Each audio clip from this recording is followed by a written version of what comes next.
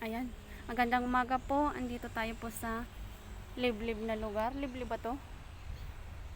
Ayan.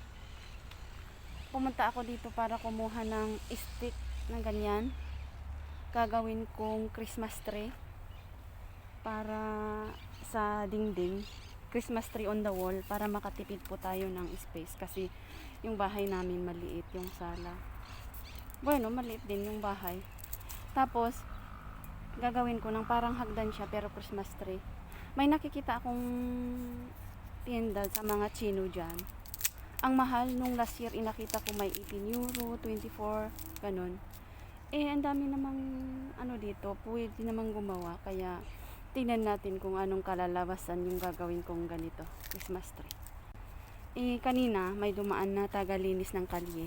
Hindi ko na nakuhanan ng video, hindi pala naka-on yun. Tinanong ko kung pwedeng kukuha. Sabi niya si pwede siguro. Di kukuha tayo. Kung may magsisita sa atin, di ko alam.